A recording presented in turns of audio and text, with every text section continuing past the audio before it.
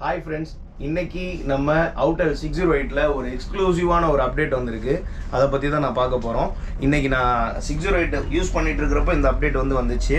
இது என்ன அப்டேட் அப்படினா யுனிவர்சல் கீ அப்படினு சொல்லி ஒரு அப்டேட் வந்திருக்கு. இந்த யுனிவர்சல் கீ என்ன அப்படின்றத நான் உங்களுக்கு இப்போ சொல்றேன். ஃபர்ஸ்ட் இந்த ஆப்ஷன் ஓபன் பண்ணிக்கலாம்.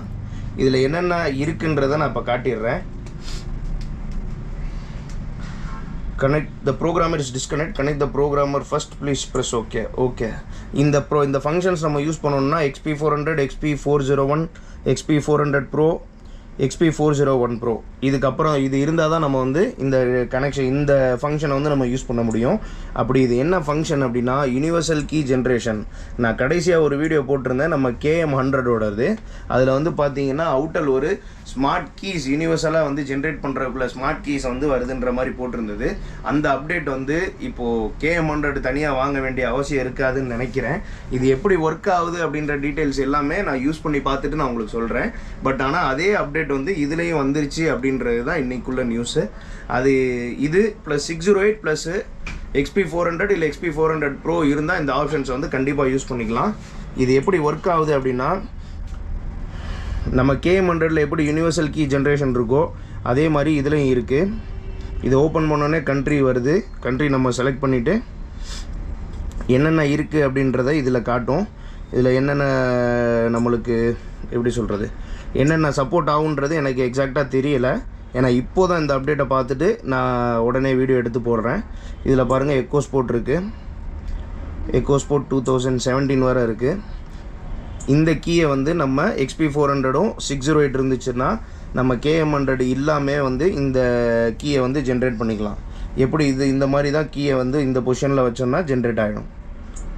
அதுக்கு அப்புறம் என்ன இருக்கு நம்ம இந்தியன்ல யூஸ் ஆகுற என்னென்ன சாஃப்ட்வேர் இருக்குன்றத நான் இப்போ காட்டுறேன். ஃபோர்ட் அதுக்கப்புறம்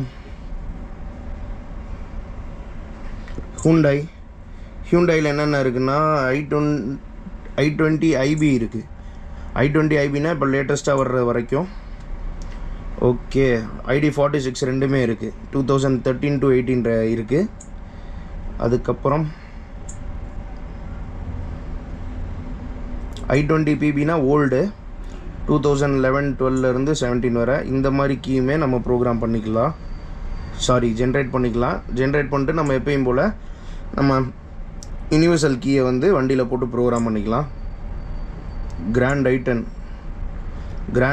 2022 வரை இருக்குது. ID4A இருக்குது. இதெல்லாம் எல்லாமே எல்லா சாஃப்ட்வேருமே எல்லாமே வந்திருக்கு. இதெல்லாம் எப்படி ஒர்க் ஆகுதுன்றதை நான் டெஸ்ட் பண்ணிவிட்டு அடுத்த வீடியோவில் உங்களுக்கு இதோட ஒர்க்கிங் எப்படி இருக்குன்றதை நான் காட்டுறேன். அது போக என்னென்னா இதில் ஜென்ரேட் பண்ணுற ஆப்ஷன்ஸும் வந்திருக்கு. ப்ளஸ் வந்து நம்ம ரிமோட் யுனிவர்சல் கீ டிடெக்ஷன் அதாவது கீ டிடெக்ஷன் ஆப்ஷனுமே இதில் வந்து வந்துடுது. அதுக்கப்புறம் அட்ஜஸ்டிங் பட்டன். இப்போ நம்மளோட கீ வந்து பார்த்தீங்கன்னா 2 பட்டன் 3 பட்டன் 4 பட்டன் அதுக்கப்புறம் 5 பட்டன்ஸ் வரைக்கும் வந்து ஸ்மார்ட் கீ வர ஆரம்பிச்சிருச்சு.